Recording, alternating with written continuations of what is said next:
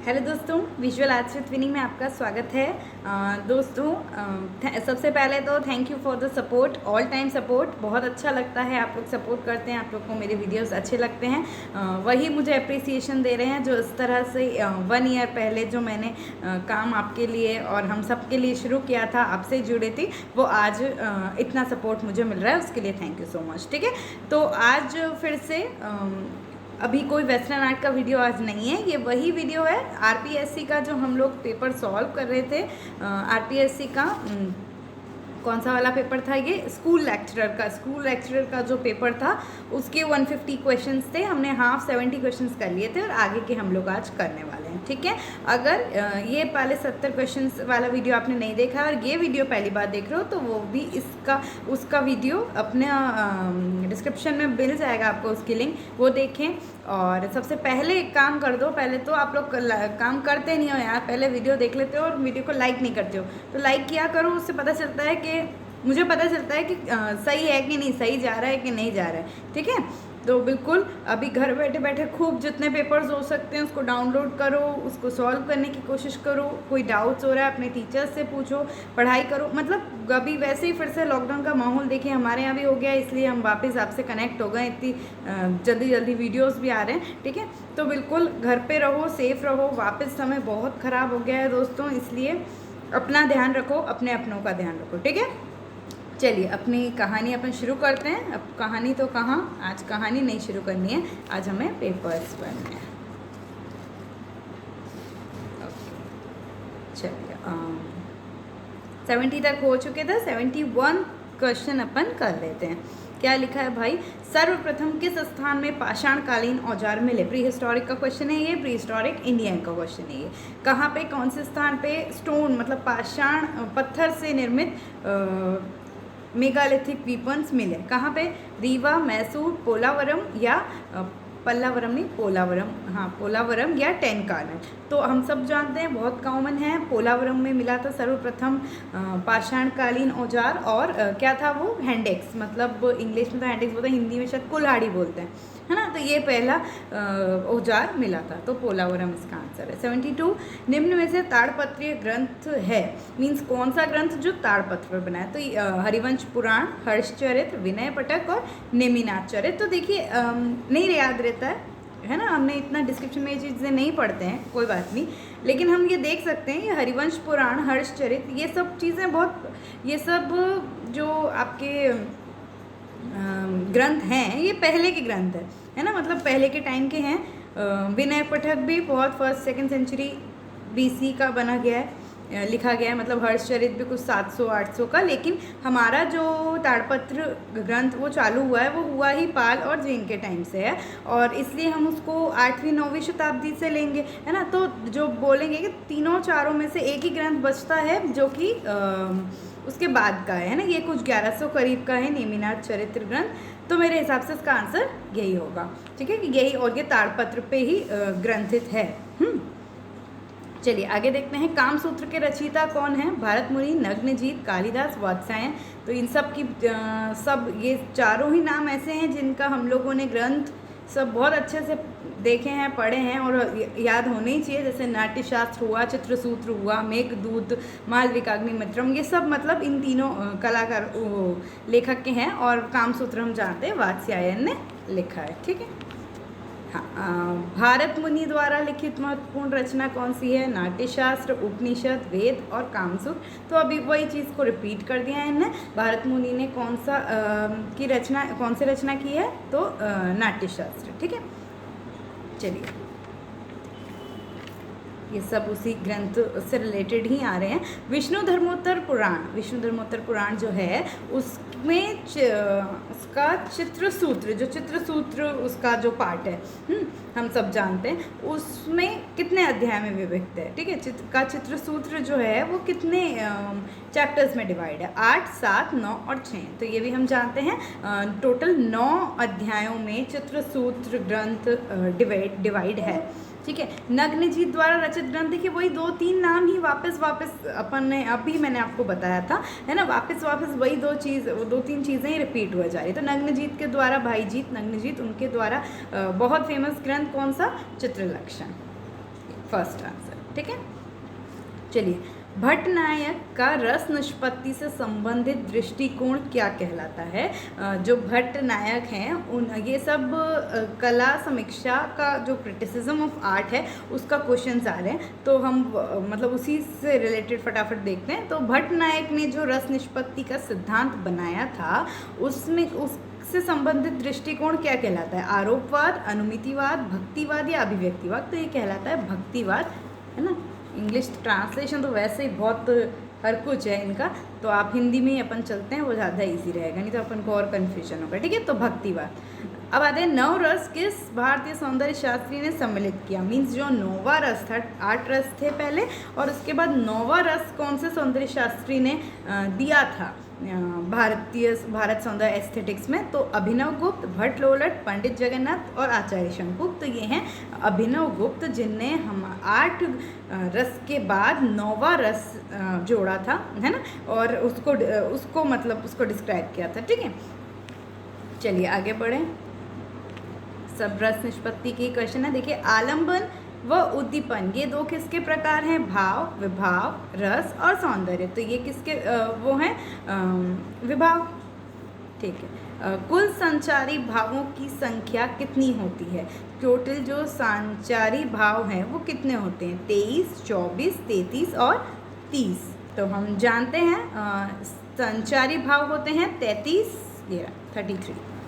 ठीक है, अब आता है कोलाज का प्रारंभ किस समय हुआ? कोलाज कला जो है उसका प्रारंभ किस समय हुआ? तो नवशास्त्रीयवाद मतलब न्यू क्लासिज्म, प्रभाववाद यानी कि इम्प्रेशनिज्म, फाववाद फॉविज्म, और मतलब जंगलवाद बोलते हैं हिंदी में इसको, जंगलवाद भी बोलते हैं, और घनवाद मतलब क्यूबिज्म। तो हम सब जानते हैं क्यूबिज्म के टाइम ही कोलाज का प्रारंभ हुआ था। चलिए,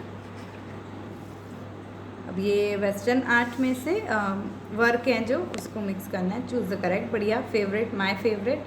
हाँ, तो चिनार वृक्ष, ओलंपिया, बैलीली फैमिली मतलब परिवार, यही ना, और स्नानमग्रा युवतियाँ। तो चिनार वृक्ष किसका है? डेगा, माने, मोने और रेनवार। तो ये है आपका मोने। चिनार वृक्ष मतलब द पोपलर्स ना। हाँ, मोने, ओलंपिया हम जानते हैं, माने, और बैलीली फैमिली, एक मिनट, ए का सी और बी का बी। ठीक है, 1 या 2 है आंसर आपका। जो बैलीली फैमिली है ये है आपकी डेगा, एडगर डेगस ने बनाया है, डेगा, है ना। इसका तो करेक्शन ट्रांसलेशन सही से कर देते भाई। और स्नानगर युवतियाँ रेनवॉर ने। तो आपका ये आपका सेकंड वाला सही है।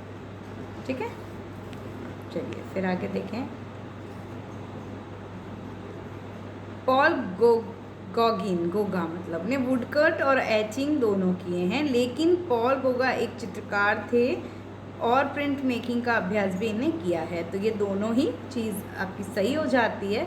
और हम देख लेते हैं कौन सा है दोनों ही सही, थर्ड वाला। ठीक है, ये फिर वेस्टर्न आर्ट का, ये भी चूज़ द करेक्ट अपना। वैन गॉग 3, चलिए इसको मैं इंग्लिश में देख लेती हूँ एक बार। हाँ, वैन गॉग फ्री डांस, ये वैन गॉग, मैटाइस, पिकासो, गॉगिन, और 3 डांसर्स, सोरो, पियानो लेसन और the moon and the earth. तो वैन गॉग का सोरो मतलब कि दुख, मैटाइस हेनरी मैटाइस ये पियानो लेसन, पिकासो का 3 डांसर्स सब जानते हैं, Gauguin the moon and earth. तो ए का सेकंड देख लो। हाँ, फर्स्ट ही आंसर है। बी का सी, ओके, सी का ए और डी का डी। ठीक है, ये सही है। चलिए आगे देखें, ये भी इनका बढ़िया काम आ गया सबका। तो ये क्या है? Black clock. ठीक है, black clock, potato eaters, 3 musician मतलब 3 वादक, और जीवन का आनंद, है ना, जॉय डे विवरे। कौन कौन है? तो देखिए, ब्लैक क्लॉक तो है पॉल सीज़ैन की, पोटैटो ईटर्स मतलब आलू भक्षी, ये है अपने वैन गॉग की, Vincent Van Gogh. 3 musicians Picasso, और जो ये है ये मैटाइस। तो आप ए का बी ले लो, ए का बी, ओके, बी का ए का बी का ए, फोर्थ वाला आंसर। सी का डी देख लो एक बार, चेक कर लो, सी का डी और डी का। ठीक है, अब क्या है 86। पचमढ़ी क्षेत्र के चित्रों को प्रकाश में लाने का श्रेय किसको जाता है? स्टुअर्ट प्रगॉट, मनोरंजन घोष, गार्डन और कॉकबर्न। तो DH गार्डन जो हम देते थे, कॉकबर्न मिर्ज़ापुर क्षेत्र, मनोरंजन घोष होशंगाबाद क्षेत्र, है ना। तो DH गार्डन जो है वो पचमढ़ी क्षेत्र में इनने मतलब उसको एक्टिवेट किया था, ठीक है। Y E.V. हैवेल। E.V. हैवेल ने आधुनिक भारत के सांस्कृतिक पुनर्जागरण को एक परिपक्व स्थान दिया, बिल्कुल सही है ना। E.V. हैवेल बहुत आधुनिक मतलब जो पुनर्जागरण काल में एक बहुत ही इम्पॉर्टेंट पर्सनैलिटी हैं। E.V. हैवेल एक अंग्रेजी कला समीक्षक थे, बिल्कुल, और जिन्होंने भारतीय कला समीक्षा की दिशा को बदला था। तो ये दोनों ही सही है, कोई दिक्कत नहीं है इसमें। सेकंड वाला A और R दोनों सही है। चलिए अब इसमें 88 क्वेश्चन क्या है? अनुबद्ध कौशल। अच्छा, ये जो है क्वेश्चंस कुछ टीचर एप्टीट्यूड्स और अदर कैटेगरीज के आ गए हैं बीच में, मैंने देखा था, तो अपन इसको लीव कर रहे हैं। ये आप लोग अपने अनुसार देखें, क्योंकि मैं खुद भी इसमें इतनी ज़्यादा श्रेष्ठ नहीं हूँ, तो मैं क्यों यहाँ बैठ के आपका ज्ञान और अपना वो मतलब मैं क्यों आपको डिस्ट्रैक्ट करूँ। तो आप इसमें किसी अपने परिचित और अपने जो कुछ एक्सपर्ट हों उनसे आप देख लें इसको। अपन वापस सब्जेक्ट पे आते हैं। आगे कहीं था ये, कौन से नंबर पे था? सब्जेक्ट फिर से आया है, एक मिनट देख लेते हैं, एक मिनट कौन से नंबर से है ये आ गए। कला 121, 120, 119 ताज़ा चूने म्यूरल, ठीक है। तो ये 118 से अपना क्वेश्चंस वापस स्टार्ट करते हैं। अब 118 से शायद 150 तक हमारे वापस 8 क्वेश्चंस रहेंगे। तो हम वही कला के क्वेश्चंस ही, क्योंकि मैंने कमिट किया था, तो मैं वही करूँगी। आप जो बीच के हैं वो आप लोग अपनी तरफ से एडजस्ट उसका आंसर की या कुछ जहाँ से अवेलेबल आपको होता है आप वो देख लें, ठीक है। अपन लोग कला का डिस्कशन करेंगे, क्योंकि और भी स्टूडेंट्स हैं जो सिर्फ RPSC वालों के लिए वीडियो नहीं है, और भी लोग जो हैं जो सिर्फ प्रैक्टिस के उस पर देख रहे हैं, तो उनके लिए अपन उनका टाइम वो करके हम लोग 8 क्वेश्चन ही करेंगे, ठीक है। ठीक है। ताज़ा चूने के प्लास्टर पर म्यूरल पेंटिंग की जिस तकनीक को निष्पादित किया जाता है, जिसमें कि जो प्लास्टर है वो ताज़ा चूने का हो, लाइम प्लास्टर होता है। काय में होता है? फ्रेस्को, टेम्परा, गॉश या वाटर कलर, तो फ्रेस्को में होता है। अच्छा, मुलायम, कठोर, चिकना, रूखा, अपरिचित उदाहरण किसके उदाहरण है? मतलब मुलायम होना, कठोर होना, चिकना होना या रूखा होना। तो ये रंग के हो ही नहीं सकते, रेखा के भी नहीं हो सकते।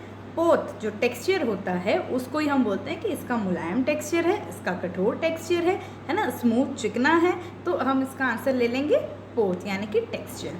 फॉर्म को भी ये चीज़ नहीं बोल सकते, ठीक है। सीधी, घुमावदार, जिगजैग, विकर्ण, क्षितिज, ये सब किसके प्रकार हैं? आप बहुत अच्छे से जानते हो। Straight, curvy, zigzag, diagonal, horizontal, vertical, ये सब किसके टाइप्स हैं? आकार, रंग, रेखा या अंतराल, तो ये रेखा यानी कि लाइन के हैं। ये सब फंडामेंटल्स के क्वेश्चन हैं।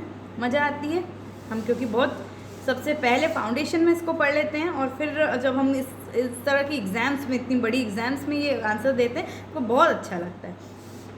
ये भी देखिए, निम्नलिखित में से कौन सी पेंसिल सबसे कठोर है? सबसे कठोर मतलब सबसे हार्ड है, तो hard HB, B, H, F, तो H है सामने, तो सबसे हार्ड कौन सी है? H। भारतीय कला के मूल तत्व षडंग को आप सही क्रम से चुनाइए। तो भाव, लावण्य, रूप भेद, भाव, प्रमाण, नहीं, रूप भेद, प्रमाण, भाव, लावण्य, योजनम, सादृश्य, वर्णिका, भम, इति षडंगिते, ठीक है। तो ये आपका थर्ड वाला आंसर है। पहले रूप भेद, फिर प्रमाण, फिर भाव, फिर लावण्य, फिर सादृश्यता और फिर वर्णिका भंग, तो ये आपका थर्ड वाला। हाँ, तो क्या लिखा है? कला की पारिभाषिक शब्दावली में, जो means in terms of art, निरंतर गतिशील बिंदु के प्रयोग को, जो हम गतिशील यूज़ ऑफ डॉट्स का मतलब यूज़ करते हैं, इन्हें मतलब एक सीधे फॉर्म में, एक बिल्कुल निरंतर फॉर्म में, तो उसको क्या कहते हैं, है ना। तो एक एक डॉट से मिलके क्या बना है? रेखा, रंग, आकार, आकृति, तो आप इसको रेखा, लाइन को कहते हैं। चलिए, किसी वस्तु को स्पर्श करने या देखने से उसकी सतह के बारे में, जो उसका सरफेस है उसके बारे में पता चलता है, जो अनुभव होता है, उसे क्या कहते हैं? मूर्ति, पोत, बोर्ड या तान, तो उसको हम कहते हैं उसका टेक्सचर, उसका पोत।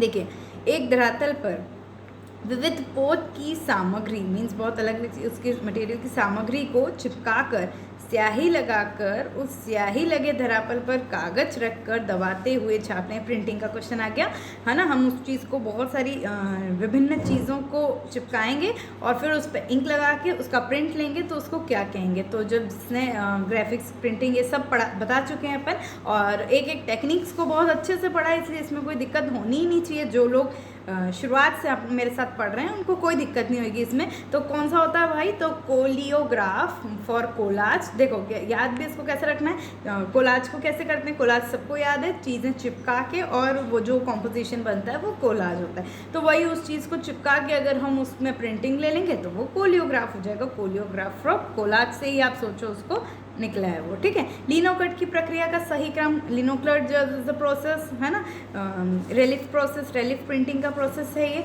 और इसको भी बहुत अच्छे से समझा हमने। तो सबसे पहले क्या करते हैं, सबसे लास्ट में क्या करते हैं, carving, inking, drawing, printing. Inking, drawing, carving, printing.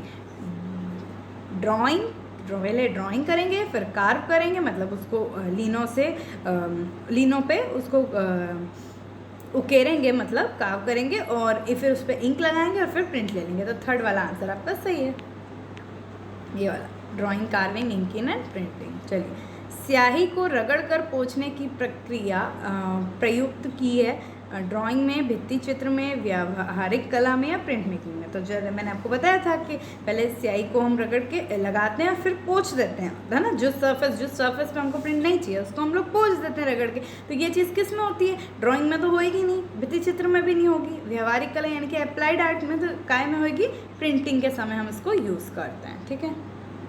क्या छुपा दिया मैंने, ब्लैक एंड वाइट कलर्स को क्या कहते हैं। अच्छा, ब्लैक एंड वाइट कलर्स जो हैं उनको क्या कहोगे आप, वार्म कलर नहीं कहोगे, कूल कलर्स नहीं कहोगे, हम जानते हैं वो कौन से हैं, है ना। प्राइमरी कलर्स नहीं कहोगे, लाल पीला नीला होता है, लेकिन उसको हम कहते हैं न्यूट्रल कलर यानी कि तटस्थ रंग, ठीक है।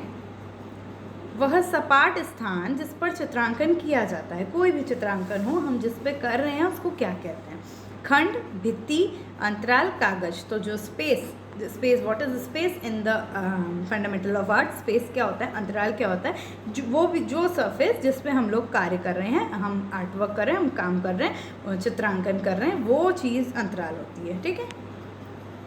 समाज की भौतिक आवश्यकता मीन्स फिजिकल नीड्स को पूरे करने के लिए कौन सी कला यूज़, मतलब किस कला को हम डिस्क्राइब करते हैं, काव्य कला यानी कि पोएट्री, संगीत कला म्यूजिक, उपयोगी कला यानी कि यूजफुल आर्ट, और नृत्य कला यानी कि डांस। ये क्लासिफिकेशन ऑफ आर्ट का क्वेश्चन है ना।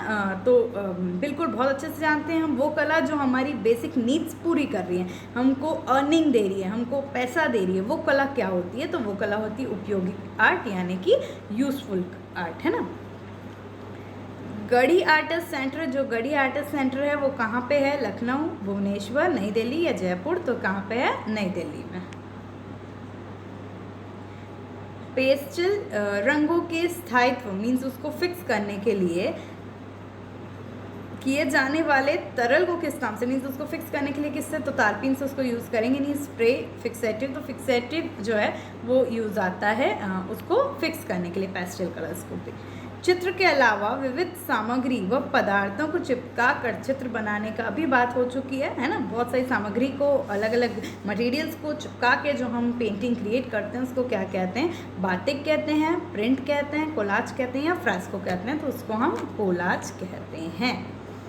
हाँ, प्रागैतिहासिक चित्रकार जो हैं, प्री हिस्टोरिक आर्टिस्ट जो हैं, वो जो अपने कलर्स, नेचुरल कलर्स जो यूज़ करते थे उसको मिलाने के लिए क्या यूज़ करते थे, गोंद, जानवरों की चर्बी, गौमूत्र या तेल। तो उस समय ये सब चीज़ें नहीं मिलती थी, है ना।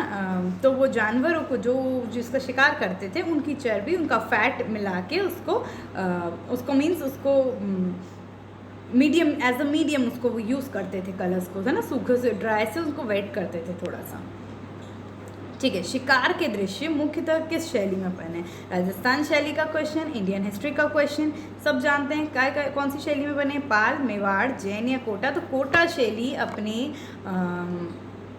शिकार के चित्र के लिए जानी जाती है, ठीक है। उसमें मतलब वो शैली ऐसी है, उसमें महिलाएं भी शिकार वो करते हुए चित्रण की गई है ना।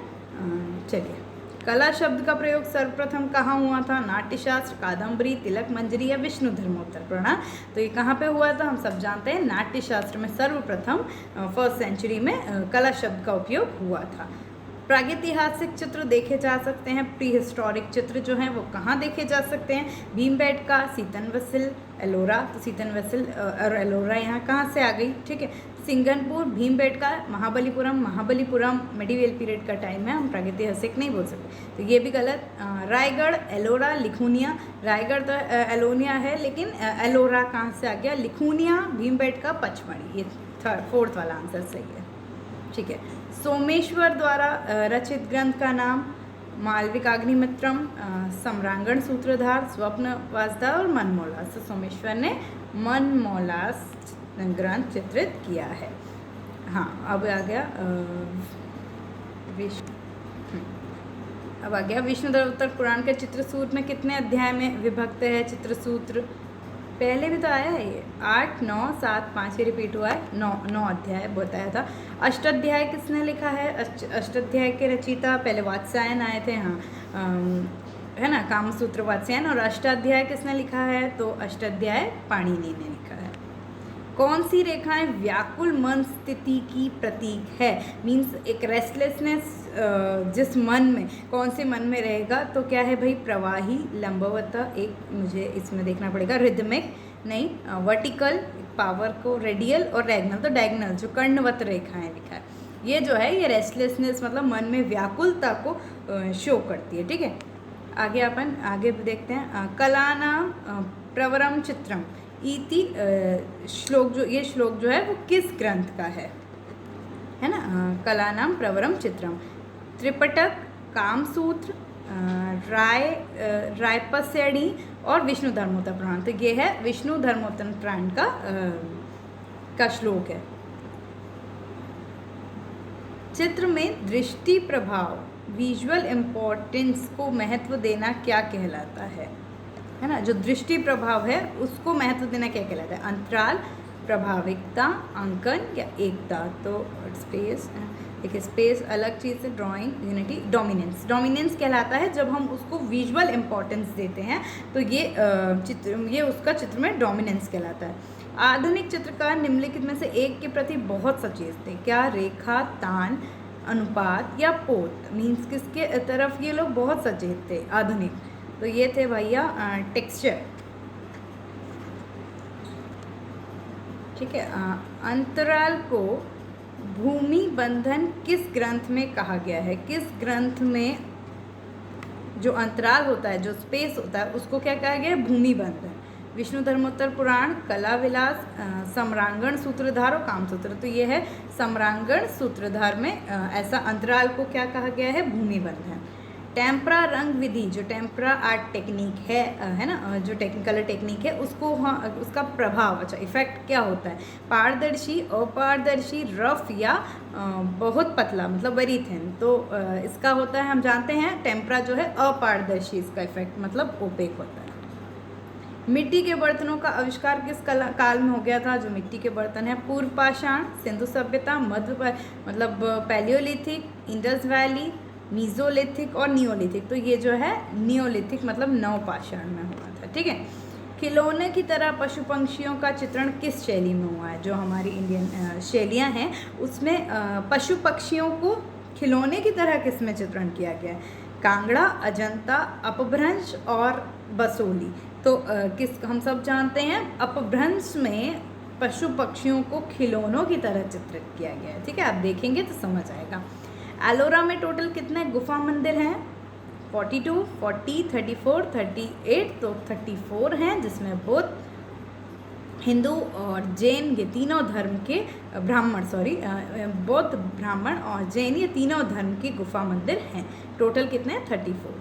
ताड़पत्र पर अंकित अंगसूत्र, जो अंगसूत्र जो ग्रंथ है ताड़पत्र पर बनेंगे, वो किस शैली में है? बसोली, अपभ्रंश, जैन और कांगड़ा। तो ये है अपभ्रंश शैली में। ठीक है, तो आज ये आपका ऑन डिमांड जिसका ये था, आज ये कंप्लीट हुआ। 150 क्वेश्चंस हम लोगों ने सॉल्व कर लिए हैं। आप लोग के लिए बहुत यूज़फुल रहेगा। ये मत सोचना कि जिसने आरपीएससी दिया है या जिसका ये पेपर है उसी के लिए ये हेल्पफुल है और उनको आंसर्स मिल गए, नहीं, इनमें से क्वेश्चंस ऐसे ही इंटरचेंज होते हैं, है ना। और कुछ भी आइडिया तो मिलता ही है, नॉलेज मिलती है, तो इसलिए पूरा अच्छे से सॉल्व करो इसको, क्वेश्चंस अच्छे हैं इसमें, है ना। और अब हम लोग जो नेट का हमारे जो पेपर चल रहे थे, ये बीच में थोड़ा सा किसी ने मांगा था तो इसलिए अपन ने दे दिया। अब अपन वापस नेट के उस पर ही आएंगे जो हम नेट का सीक्वेंस चालू किए थे, अब भी पिछले 10 साल के कर रहे हैं, तो उसका पेपर भी बीच बीच में लाते रहेंगे, ठीक है। तो ये वीडियो कैसा लगा कमेंट सेक्शन में ज़रूर बताइएगा, और वीडियो को एक लाइक ज़रूर कर दो। चैनल को अगर सब्सक्राइब अभी तक नहीं किया है तो प्लीज़, इट्स माई रिक्वेस्ट, आप करें, आपका सपोर्ट बनाए रखें। Thank you so much, wish you very all the best.